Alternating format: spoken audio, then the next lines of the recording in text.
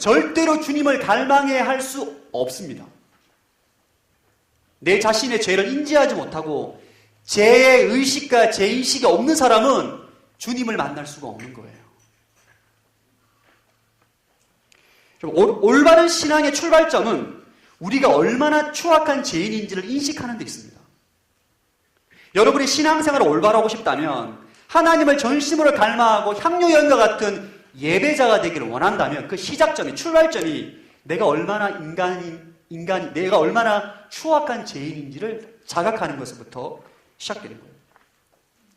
여러분이 내가 정말 지옥에 갈 수밖에 없는 추악한 죄인이라는 것을 자각하지 못한다면 향유 여인을 경험했던 갈망과 헌신과 종기를 드릴 수가 없어요. 저를 한번 따라해 주시기 바랍니다. 인간은 다 죄인이다. 인간은 다 죄인입니다. 다 죄인이에요. 죄가 중한 것도 있고 죄가 경한 것도 있지만, 여러분, 죄는 큰 죄나 작은 죄의 문제가 아니에요. 죄는 다 똑같은 죄예요. 하나님 보시기에는 거짓말 한 사람이나 연쇄살인 한 사람이나 똑같은 죄인이에요. 다 거기서 거기입니다. 우리 47절 말씀을 한번, 47절 한번 읽어보겠습니다. 시작.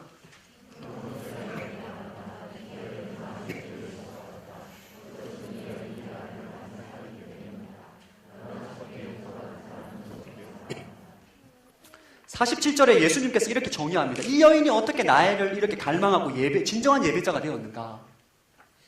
용서받은 감격이 있기 때문이다. 그가 그의 추악한 죄를 깨닫고 죄를 용서받으니까 하나님을 향한, 예수님을 향한 사랑과 헌신과 열정을 고백한다는 거예요.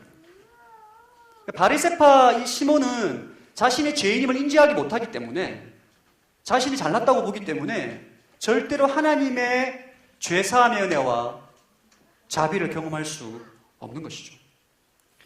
여러분들이 정말 하나님과의 관계가 회복되기를 원한다, 예배가 회복되기를 원한다, 여러분이 죄인임을 자각해야 돼요. 철저한 죄인, 죽을 수밖에 없는 추악한 죄인임을 자각해야 됩니다. 이것이 없이는 복음을 깨달을 수가 없어요. 여러분이 죄의 문제를 심각하게 고민하지 않고 죄에 대한 의식이 자각되지 않는 이상 예수 그리스도의 복음을 이해할 수가 없습니다. 향유 여인처럼 예수님을 찾을 수도 없고 갈망할 수도 없는 거예요. 여러분, 사도 바울, 우리가 잘 알죠. 사도 바울. 사실 도덕적인 의로 사도 바울에게 도전해서 이길 수 있는 사람 거의 없을 거예요. 그가 얼마나 도덕적으로 흠이 없고 깨끗한 사람인지는 대부분 사람들이 인정할 건데, 사도 바울이 그가 그 자신을 어떻게 표현하는가? 죄인 가운데 가장 악한 사람이다. 죄인 중에 괴수다라고 표현합니다. 고백하면 이상해요. 디모데전서 1장 15절 말씀 한번 읽어보겠습니다. 시작.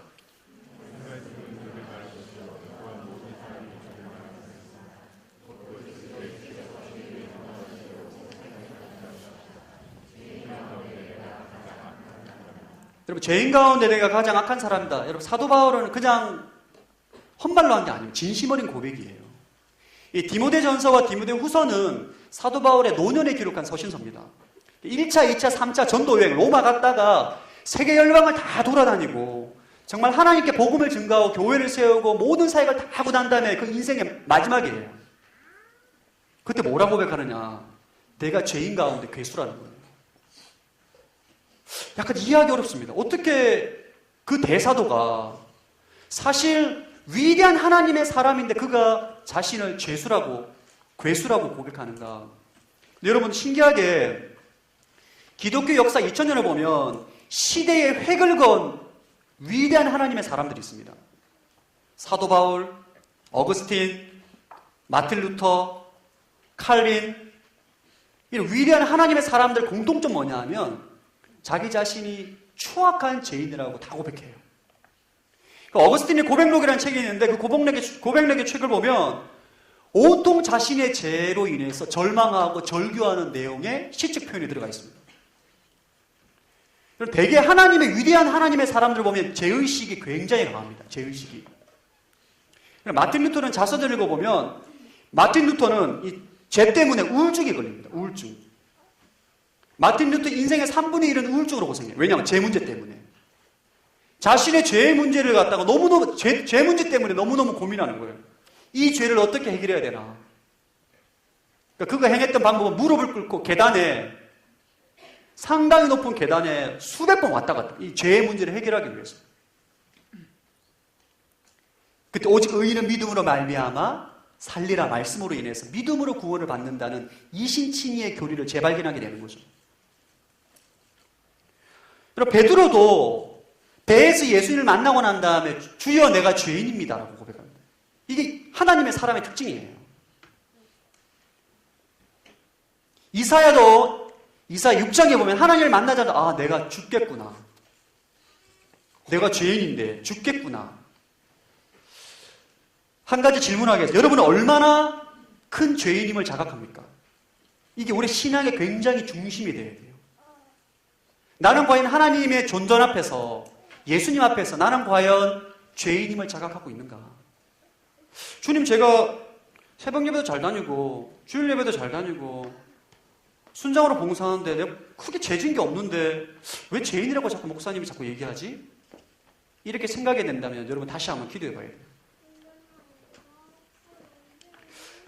98년도부터 예수님 믿고 신앙생활 하는데 이상하게 신앙생활을 하면 할수록 이 죄의식이 강해집니다, 사실. 저는 목사가 되고 난 다음에 이 죄의 문제를 가지고 주님 앞에 정말 절망하면서 기도한 적이 한두 번이 아니에요. 전 여러분들이 이 죄의 문제를 가지고 성령 안에서 고민하고 실험하게 되길 주의 이름으로 축복합니다. 여러분, 이 죄의 문제를 성령 안에서 고민하지 않고 자각하지 않고서는 복음을 깨달을 수도 없고 이해할 수도 없습니다.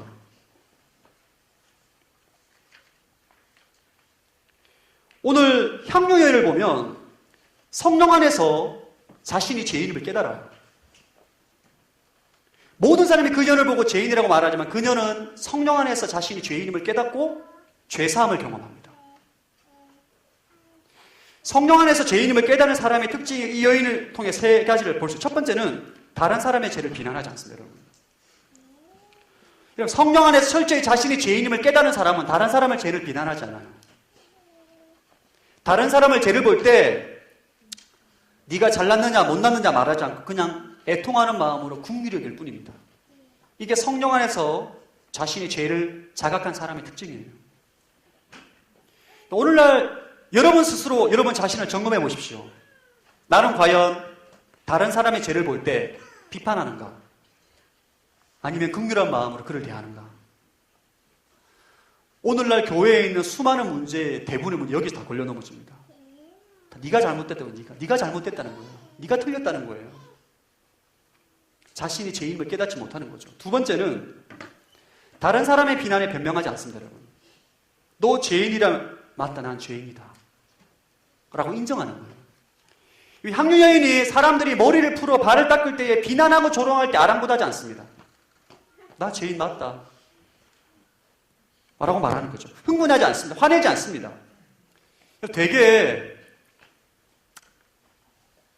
좀 교만한 것 같다 말하면 화내는 사람이 있어요. 내가 무슨 교만하다고. 여러분, 죄인임을 자각한 사람은 내 죄가 지적받을 때 인정합니다. 이게 성령 안에서 회개한 사람들의 특징이에요. 세 번째는 성령 안에 자신이 죄인임을 자각한 사람은 하나님을 갈망하게 돼 있어요, 여러분. 이게 가장 큰 특징입니다. 하나님을 사모하게 돼 있어요. 여러분이 죄를 회개하고 죄의 문제를 처리했다고 하는데 여러분이 하나님을 찾지 않는다면 회개한 게 아닙니다. 회개한 사람의 특징, 가장 큰 특징은 하나님을 찾게 돼 있어요.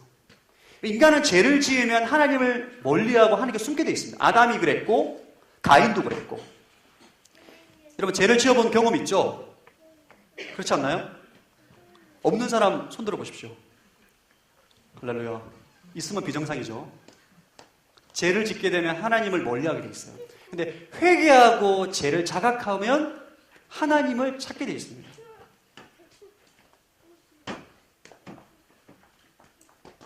오늘 메시지의 핵심, 내가 죄인임을 깨닫는 방법.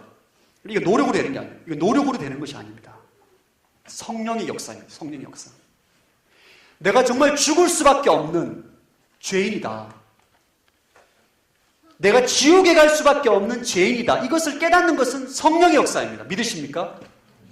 성령께서 역사하셔야만 이걸 깨달을 수가 있어요. 아, 내가 얼마나 큰 죄인인가? 육하 원칙에 따라 분석해보자. 그렇게 한다고 해도 깨달아지는 게 아니에요. 저는 오늘 예배 가운데 회개의 영이 임하여서 여러분의 죄가 깨달아지는 역사가 있게 되기를 축복합니다.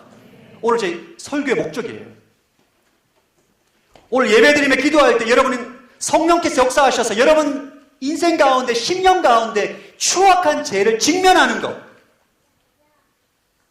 오늘 설교의 목적입니다. 우리가 성령 안에서 우리의 죄를 자각해야 돼요. 깨달아야 돼요. 이것이 왜 중요한가? 왜 죄를 자각하는 것이 중요한가? 너무나 중요한 영적인 원리가 있어요. 저를 한번 따라해 주시고, 영적 부흥은 회개를 통해 나타난다.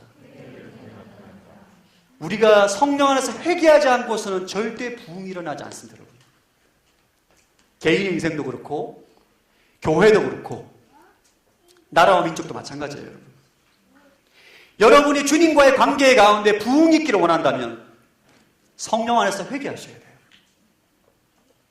죄를 깨닫고 주님 앞에서 향유 여인처럼 내 죄의 문제를 가지고 통회하고 자복할 때 하나님과의 관계가 회복되는, 이것이 부흥입니다. 교회 공동체도 마찬가지예요. 이 교회 공동체 언제 부흥이 일어나게 되는가? 떠올리고 공동체 언제 부흥이 일어나게 되는가? 여러분이 회개할 때예요. 여러분 스스로 성령 안에서 내 죄의 문제를 가지고 애통하고 자복할 때에 부흥이 일어나는 거예요.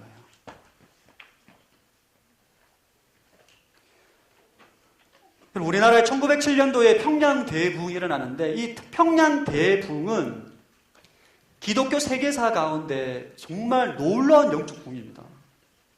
기독교 세계사에 보면 미국의 어떤 아주사 대부흥, 한국의 평양 대부흥이라고 나와 있어요. 1907년도에 이 시작이 누구로부터 시작되는가? 캐나다 선교사 출신 가운데 하디 선교사라는 분이 계십니다. 하디 선교사. 캐나다에서 의대를 나와가지고 성공에 보장되어 있는 사람이에요. 근데 하나님 부르심을 받고 조선이라는 땅에 오게 됩니다. 이 조선이라는 땅에 와가지고 막 선교를 하는데 이 조선 민족이 선교사님 말을 안 듣죠. 아무리 뭐 재정을 주고 섬기고 사랑을 해도 배신하고 거짓말하고 배반하고 뒤에서 후욕하고 이런 일들이 계속 일어나는 거예요. 그래서 이 하디 선교사가 그 마음 가운데 계속 조선인을 향한 미움이 있었다고 합니다. 조선인은 씻지도 않고 화장실도 없고 더럽고 거짓말하고 이 민족은 희망이 없다. 이 민족은 망할 수밖에 없다. 그가 내린 결론이에요. 오랜 선교 활동 가운데. 그가 마지막으로 자기 고향에 가기 전에 선교를 포기하고 돌아가려고 할 때 어떤 여전도 집회로부터 여전도 여자들이 모여서 예배드리는 곳에 가서 간증을, 설교 말씀을 부탁받습니다. 이것을 하고 이제 돌아가려고 할 때 그가 회개를 해요. 이런 마음을 가졌다. 회개를 할 때 이것이 시작으로 해서 연쇄적으로 평양에 엄청난 회개 운동이 일어납니다. 그러면서 폭발적인 부흥이 일어나게 되는 거예요. 사랑하는 여러분, 여러분 인생 가운데 부흥을 경험하기를 원하십니까? 성령 안에서 회개하기를 축복합니다. 여러분, 이것은 간단해요. 성령님, 당신의 도움으로 내가 내 죄를 깨닫기를 원합니다. 진심 어린 고백으로 주님께 기도하면 성령께서 역사하실 줄로 믿습니다. 여러분, 죽을 뻔하다가 누구의 도움으로 살아났다고 생각해 보십시오. 그 사람한테 선물하고 그 사람한테 뭐 내 인생의 어떤 시간과 물질 드리는 것은 아깝지 않은 거예요. 마찬가지로 죽어서 지옥으로 갈 수밖에 없는 우리 인생이 예수님으로 인해서 구원을 받았다는 것을 성령 안에서 깨닫고 자각한다면 향유 여인처럼 주님을 향해 내 인생을 들을 수 있게 되는 것입니다. 오늘 예배를 통해서 여러분 인생 가운데 진정한 성령을 통한 회개의 역사가 일어나기를 축복합니다. 회개의 역사가 일어나야 돼요.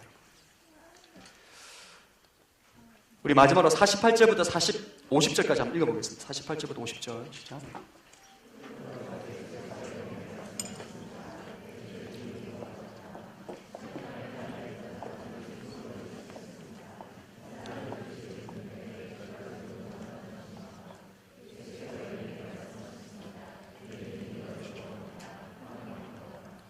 마지막으로 하고 싶은 주제는 죄에서 자유하라는 주제입니다.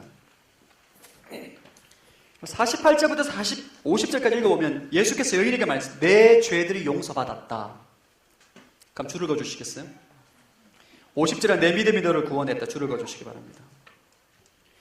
이 여인은 이미 오기 전부터 그가 예수 그리스도로 인해서 죄사함을 받았다는 것을 믿었어요. 이미 죄사함의 감격이 있는 여인입니다. 죄사함의 감동과 감격이 있기 때문에 시몬의 집에서 예수님의 발 앞에 눈물로 머리털로 향유로 예수님의 발을 씻은 거예요. 감사의 표현인 거죠. 사랑의 표현인 거죠. 죄사함과 은혜를 받았기 때문에. 예수님께서 죄사함을 이미 믿고 있는 여자에게 왜 이렇게 선포를 하는가? 그 여인을 위해서 모든 사람들 앞에서 이 여인이 죄사함을 받았다는 것을 선언하는 것입니다. 이것을 믿으라는 거예요. 그 여인에게 다시 한번 확증해 주는 거죠. 오늘 48절부터 50절 말씀을 통해서 우리가 한 가지 발견하는 것은 예수님은 죄사함의 권세가 있다는 것을 발견하게 됩니다. 죄사함의 권세는 오직 하나님만 있는데 하나님의 아들이신 예수 그리스도께서 우리에게 죄를 사하여 주시는 권세가 있다는 거예요. 이 죄의 문제를 가지고 누구에게 나가야 되는가? 예수님에게 나가야 되는 거예요. 예수님에게. 우리가 죄를 생각할 때 두 가지를 생각해요. 첫 번째는 뭐냐면 사탄이에요. 사탄. 마귀. 둘째는 사망입니다. 죽음. 죄를 지배하는 원리와 근본은 사탄이에요. 사탄이 죄를 조장합니다. 사탄이 죄를 지배하는 것이죠. 죄의 결과는 죽음입니다. 여러분, 죄의 문제를 해결했다는 것은 마귀의 세력으로부터 자유해졌다는 거예요. 죽음의 그림자로부터 우리가 해방되었다는 것을 의미합니다. 여러분, 이것을 믿으십니까? 예수 그리스도를 믿고 영접한 인생은 죄의 문제로부터 완전한 자유함을 얻게 되었는 줄로 믿습니다. 이것이 우리의 신앙 고백이 되어야 돼요. 이것을 이 여인이 믿은 거예요. 내 믿음이 너를 구원하였다. 여러분, 예수님이 2000년 전에 십자가의 죽으심으로 인류의 과거, 현재, 미래의 모든 죄의 문제를 해결했습니다.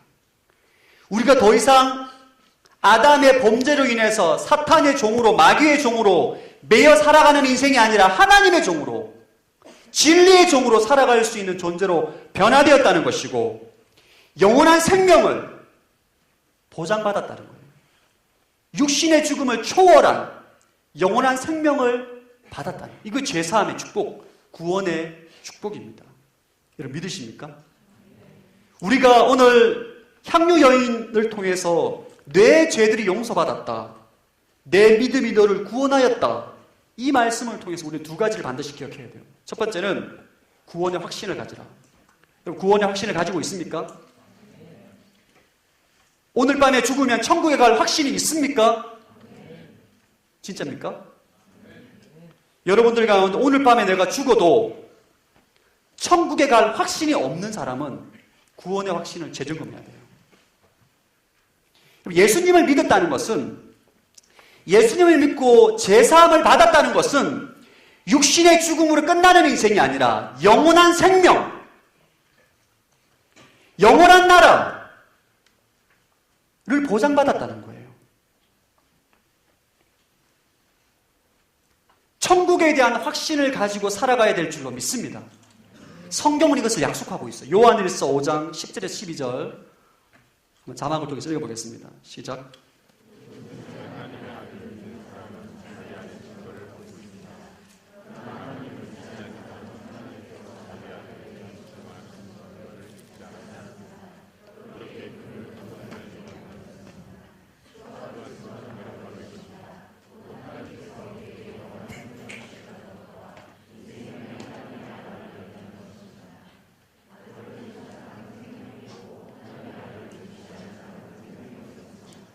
아들을 모신 사람, 예수를 모신 사람에게 영원한 생명이 있다는 거예요. 여러분들이 구원의 확신을 가지게 되기를 축복합니다. 두 번째는 의의 종으로 살라는 거예요. 죄에서 자유하라는 거예요. 로마서 6장 16절 말씀 한번 읽어볼게요. 로마서 6장 16절 읽어보겠습니다. 시작.